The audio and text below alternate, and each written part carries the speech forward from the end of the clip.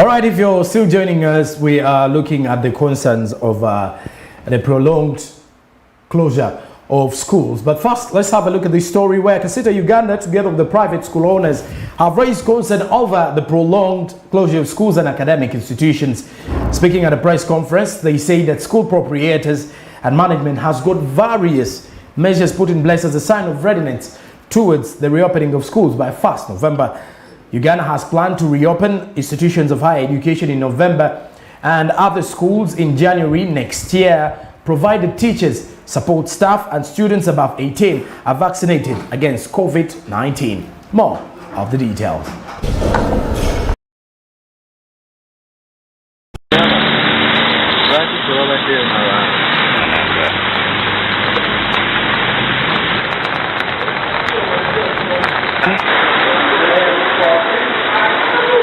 In the last presidential address, President Museveni left schools closed till January in a bid to prevent the rapid spread of COVID-19, but rather considered the reopening of advanced institutions, universities and health schools in November. Addressing the media, Adias Mosoke, the chairman of Kasita, says schools have the capacity to fight against COVID-19 if reopened. Where COVID-19 is still around and it's real, that's why the schools have put in an extra effort of making sure that all the conditions which the government set, they have been very compliant. Unfortunately, the government is changing poll posts. Before the president said, when teachers get immunized, the schools will open. Now it's being extended to January. We find this is very unfair. And where even the government has failed to intervene and clearly formulate a clear education recovery program. Because now education is part of business. Ladies and gentlemen, our colleagues have invested a lot of money in schools. They have now accumulated loan arrears. We have been engaging the government about loan arrears, but it has failed to clearly come and save the business community. So the banks have kept on making huge profits because of the COVID-19 restrictions. We want to also tell the government that the banks are really onto our neck in terms of the loans, and nothing has been done. And for them, they are making a lot of money on us, and we are collapsing. People are failing to pay the rents. Most of schools were in rents. We are failing. There's a lot of trauma going around the industry. Thank you. In regard to the reopening of schools in November, they say that the education sector has a big role towards the sustainable development of the economy, saying that government needs to reopen them as early as November. The schools interlink into other businesses, like the stationery businesses, the agriculture, the chikubo traders. All those are affected because business is not moving.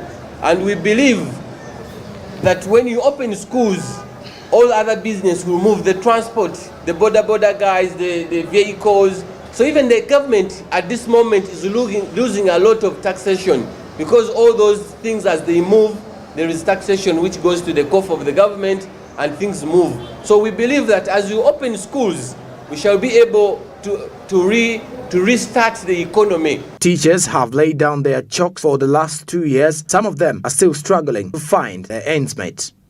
To the teachers who were affected by the restrictions, to facilitate them to diversify for survival. Unfortunately, when the government released the money was embezzled.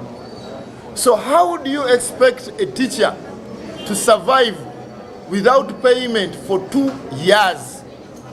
If they think it's very practical, can they sustain when they are working for 2 years when government officials are not being paid? So here, with the schools continued closure, many Ugandans have lost jobs.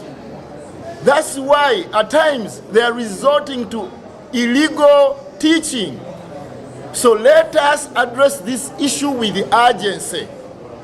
Unfortunately, our colleagues, the accounts keep on being happy. Last year, the government estimated that there were 350,000 private teachers in different private institutions across the country. A majority of them were surviving on handouts from sympathetic parents as school proprietors were unable to pay them, while others were involved in a series of odd jobs.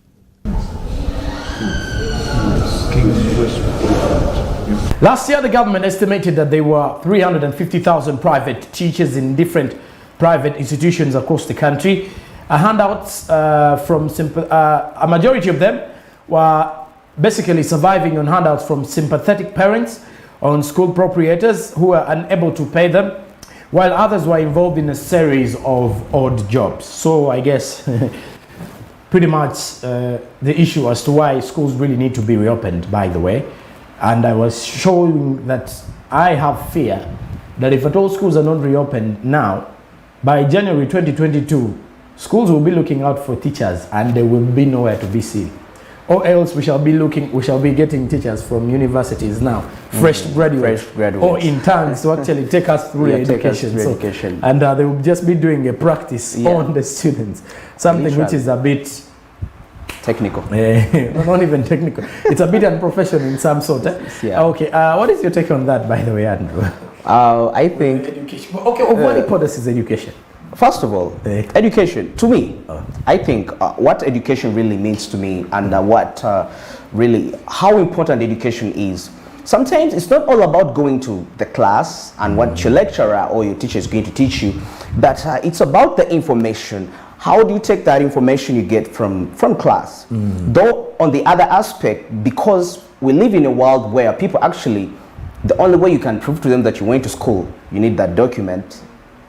And work hard for those documents too. But put in mind one thing, that what's going to really determine your work, the way your performance in the field, is the information you carry and the ability for you to internalize that information and actually put it into use. It's because the real world is practical.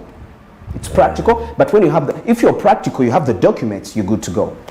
That's what I can say. Very true, very true, because we do most probably forget that if at all you don't have, we think if you have the skills sometimes, because there will reach a time when your employer says, okay, you have the skill, but is there some extra factor that backs you up? Like when you're going to seek for a job, it's like, okay, you have the skill, but let me see in your academic documents, where did you major? Perfect. Because you see, in most cases, you may be doing a job that we are doing here on TV. You're not skilled for doing that. Okay, you're not, if your career or the education that you have is not based on the job that you're doing. But when you have a certain skill that you got through education. And you have you can actually have two sources of income now. Exactly. One, let's say you are let's say you are a lawyer by profession. But then in the same sense, you're a politician. An active politician. Perfect. You're earning as a politician from being an MP down to going to court and actually carrying out your activities because your papers show you are a lawyer. So those are two chances for you to earn multiple double income. Exactly. So it is the same thing that you're gonna need to know. We cannot rule out the fact that skill is important because the fact that the jobs available in Uganda have killed the nature of education. That someone would say, why do I employ someone who is going to come and learn something from my job for a period of maybe 2 years, and yet I have someone who is good at it? Okay. Because now this is where the skill causes problems, and it becomes it actually creates conflicting loyalty for the job owners there. And if you see, you have two people. Let's say I have Andrew, I have Joram. Yes. Now Andrew has the books. Joram has the skill. So you will be like, should I employ Joram or should I employ Andrew? Now the fear would be, if I get Andrew on board, he has the papers, he's well equipped with everything, he's following the good ethics of journalism, something that Joram is going to find a problem with because he has not gone through the school. Now how? But then the only challenge you have with Andrew is teaching him what to do. So that is the problem, where the problem comes in. But if you look at the importance of education, for me, I would tell anyone out there, I know it is now challenging in these times. For someone to go back to school. Imagine you're in Form 2. Honestly. and you're supposed to be, you've spent 2 full years in Form 2. Form 2. Honestly, it's And it's known and you know how students grow up in school. in school. Perfect. If at all the body changes that come about, we had issues with girls in school. There was a report that came out where one student actually has 2 kids in the same period. Okay. She got the first child in the first pandemic, got impregnated in the due course. Oh my God. Just after she had given birth, given birth. So you could actually see what impact the COVID has actually laid on board for the students, and the parents actually having a very big challenge now to control most of the girl child. Most of the girl child. And on top of that, like we said, the future impacts. Now, such a person, you never know what they could contribute to this economy. In terms of the field they went to, in terms of the field they got qualified for. So that's really quite absurd, and we hope everything gets back to where it was before. Yeah, because we need these people. We need these people in the field. All right, and as we are summing this up, Andrew, what is your verdict on this issue? Yeah, my verdict on this issue, first of all, I urge the government to make the vaccination programs as fast as they can so that the schools can reopen again. And another thing, now to the students, I encourage you to embrace education. Education is going to take you places. And on top of education, specialize in something. Like you had said something, you find someone, they are too skilled at so many things, but they really don't have a qualification for a specific thing. So students out there, get something. If you say you want to be a doctor, embrace that. Go into that field of being a doctor, exploit everything. If you say you want to be an accountant, be really an accountant. If you say you want to be an engineer, be really an engineer, because in that aspect, that's the place where you're going to be really relevant to this nation, not only in any other factors, but mainly the economic factor, because your services, actually the nation needs your services in time to come. It may not be now, but you really have a great impact on the futures, the economy of the country. And by the way, when you mentioned about specialization, it's quite important. You see, it's quite challenging. By the way, or you know, mwana ayagala bera doctor, but that child wants to become a doctor. Omusanga mu nyumba ayebifananya inabya fik fameka. Enyimba olizaza fik fameka. Kane webuza doctor wangu ono. Again, up back episodes of music, so you get the idea. So when you say specializing, it is quite important. You can have a specialty somewhere and have a certain talent that you can keep somewhere, and it can help you as well. But try to specialize in something that you can definitely earn more money from. By the way, actually, just to add something on that, so many of our young people here give examples of Bill Gates, Mark Zuckerberg. Oh, these guys dropped out of. But one thing that you forget are that these people really, they had a specialism in what they do. When you read about Bill Gates, Mark Zuckerberg, even look at the universities they dropped out from. Harvard University. So at the same time, you can know if someone has been at Harvard for maybe 1 or 2 years, there is a very great impact it has laid on him. Rather than you who is here and you've dropped out, let me say, in Form 5. In Form 5. Well, in a secondary school. So perfect. And so that's one of the things actually students need to look into. And maybe to sum up, you've said you find a doctor is listening to that music of that person. Sometimes it's really good to get equipped. If you really say you want to be a doctor, get information about doctors, hang around with doctors, go to study the history of doctors, go and search about the best doctors in the world, make a research about them. And like I said, Steve Jobs, when you study his history, actually this guy used to love coding from a very young age, that even at the time when he dropped out of the school, Harvard, I guess, they really had it. So I would encourage you to specialize in something that really, it comes from a place of just reading it from the book and it gets imprinted in you. So that's when you can be of great benefit. Okay. Yeah. Okay. So I think you can actually pick out something from that. So speaking of benefits, let's head to the Dubai Expo, where Uganda has in 1 week negotiated an investment deal amounting to nearly $900 million which is about 3.2 trillion shillings at the ongoing Dubai Expo. The senior officials representing Uganda at the Dubai Expo 2020 have said that the efforts will ultimately result in to employment of more than 100,000 Ugandans once the deals are sealed and dusted. Have a look at this report.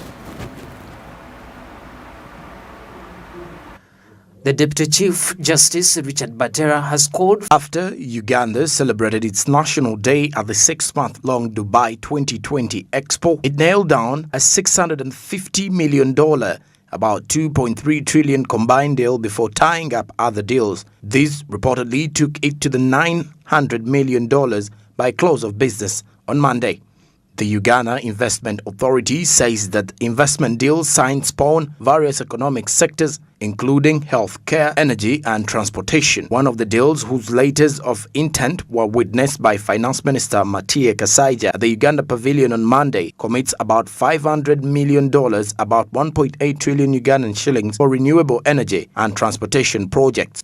Another $50 million, about 176 billion shillings, has been ring-fenced for mineral processing, with a similar amount also channeled into a new pharmaceutical facility to manufacture high-quality diagnostic kits for HIV/AIDS, malaria, tuberculosis, and other POC diagnostic technology. Letter of intent is a document outlining the understanding between two or more parties which they intend to formalize in a legally binding agreement. The Expo is being held under 3 sub-themes: opportunity, sustainability, and mobility. Uganda is participating under the opportunity theme, with Uganda's Expo theme being right place, right time. President Museveni described the theme as fitting, saying Uganda is well poised to seize economic opportunities. The Expo is being held under 3 sub-themes. One is opportunity, the other sustainability and mobility. As Uganda, which is participating under the theme of opportunity, with Uganda's Expo theme being right place and the right time. So it actually brings it out. Right place, right time. The right place is Dubai, the right time is the Expo. Exactly. So, and the right time can actually be COVID, because we have had issues with COVID and our economy trying to rejuvenate and balance. So the government is looking for platforms to mitigate between the investors and the Ugandans here and the Ugandan producers, to see that we can have a very huge, like a huge source of income for the opportunity. And we have $900 million of deals that have been signed, according to the reports coming up in the first week of the Expo. Okay. Remember, it's a 6-month Expo. Yes. So of what importance can this actually have on our economy? Actually, provided the different sectors where those that money is going to be allocated. We expect that actually when that money is allocated, a strict follow-up is done, because in our country we've really had so many, some of these are not really new stories.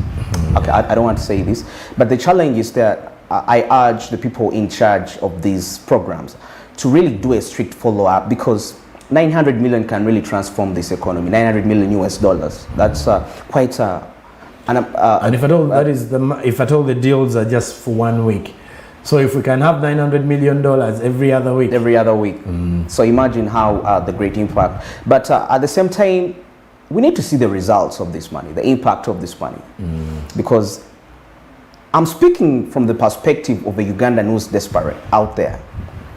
In Uganda, what they call omuntu wa wansi. That kind of a person. Omuntu ng'anoonyereza gavumenti emuyambye etya. Because when they listen, when they see these stories, when they see these reports, they get a certain hope of, oh, our economy is going to. But at the end of the day, when things stay like the way they are, they get really frustrated. So this is really good news for the country. It's really so amazing news for the country. We hope the economy is going to, by the end of this year, probably, we could see some positivity. But I think the issue is with the government officials who are signing these deals. You see, the challenge we've always had as Uganda is when the people actually sign these deals. Is the money coming to help the local person, like Omuntu Awansi, the average Ugandan? Exactly. Or is it going to be helping their families, or for them to actually set up bigger franchises in the sector? Very perfect. Actually, that's my point too. It is very, very alarming. It's very, and it's actually causing us to actually go back to to situations. We are fighting corruption, but surprisingly, the corruption that we are fighting is being championed by the people who are supposed to help us fight it. Because one time the Minister of Tourism, actually Honorable Bahinduka was saying, the said Minister for Tourism and Antiquities was actually saying that Ugandans have to work hand in hand.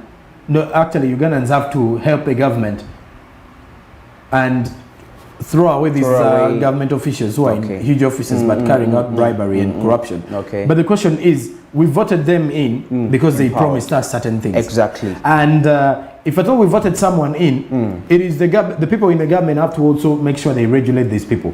It is the government people who always give out these funds, they allocate the funds, they know how the funds are going to be used. So by the time the funds are misused, everyone has to give accountability. Because we, the local people who are out here, only get information that, hey, 20 billion has actually been out at stake. Now where is the 20 billion going? We still don't know. So that's a great challenge. That's why I made a suggestion that all those people responsible for these deals to do a really strict follow-up to make sure that actually, and you know, one thing, it's beyond events follow-up. If a deal is signed, there should be a deadline when we should expect the impact of that. And we know that by 2030 we need to come and do accountability for that by that year. But sometimes we don't set a time trend. We don't put a time limit to when we want to achieve the goals for this nation, and they are always just there. And you know, when you put a goal to something you're trying to do, it gives you the momentum to work towards it, because you know actually you're running out of time. It's a sure thing, by the way. And then the other thing that I think the government needs to also follow up is the issue of investors coming to Uganda. We love the fact that they're choosing the country like Uganda to come and invest, put up hotels, put up industries, boosting our tourism sector, any other aspect there. But the only challenge is, how about our local investors here? We have Ugandans with money. And if at all, the only challenge they have is that the government the taxes that the government lays for the foreign investors is not the same for the local investors. And if we are trying to push the Buy Uganda, Build Uganda policy, the only way we can do this is to make sure that these people are also having favorable taxes. That's very, very, very perfect. The challenge comes in is that I wouldn't mind about the foreign investors being given tax holidays, but my major concern is the issue of profit repatriation, because most of these people, actually, you can find that if they make 100% of the profits, if I'm not certain, 10% they put it back to the economy of the nation, of the economy, which economy is helping them actually to make that money, but they invest little. So I wish the government could really become a bit strict concerning profit repatriation. And like if a foreign investor comes in the country and signs a deal, wonderful, have the tax holidays, but they should agree with the government that actually when you earn this profit, this percentage belongs to the nation. Then you're free to take the other. It's okay, you can have the tax holiday, but don't repatriate the profits, because that's the challenge, the fact that we have so many foreign investors, but the country doesn't seem like there are even any foreign investors at some point. So there are many in plenty, but you may think we don't even have any here. Oh God. And if you look at the expo that is actually being held in Dubai, has 3 sub-themes: opportunity, sustainability, and mobility. And Uganda, which is in the participating under the opportunity theme, has its own theme, then being right place and the right time. So right place and the right time is Uganda, the Dubai Expo. So by the end of March 31st, 2022, we shall assess this issue, because we shall actually be heading out of the financial year 2021-2022 as we are heading to June. So clearly, these are some of the issues that we'll be addressing. Of what impact was the Dubai Expo? Where does the money go to? The deals that we've actually been signing, the 900 million and so. So those are some of the issues that we'll be also talking about. And also, tomorrow Uganda will actually be commemorating, I almost said Uganda will be joining the rest of the world to commemorate 59 years, but Uganda will be commemorating 59 years of self-rule. A lot of achievements have been there, a lot of challenges, But more and more will be coming up your way on Smart 24 TV. So just keep your eyes locked. Andrew, your last assessments to the viewer out there, and what should we expect ahead of the 59 years of independence? Well, I hope this is going to be a rebirth of a new nation. It's going to be the fact that we've learned quite a lot from the past mistakes, the mistakes from the past leaders. I hope let's just make a deliberate decision, and not only to us, the people, but also to the people taking lead of this country, to decide actually to work for the people, because if you work for the people, it's the people that make you. It's the people that make the government actually. So we should consider that. And when people get what they need, there is no way the economy can stay stagnant. Okay. Yeah. And as Uganda will be celebrating her 59th independence anniversary on Saturday, 9th October 2021 at the Kololo ceremonial grounds under the theme celebrating our 59th Independence Day as we secure our future through national mindset change. Through national mindsets change. So that will be the theme of our independence as we mark 59 years of self-rule. You will get all that and more of the action live on Smart 24 TV. So keep your eyes glued on the best business channel. This is Smart 24 TV. I will return with more from the sports business.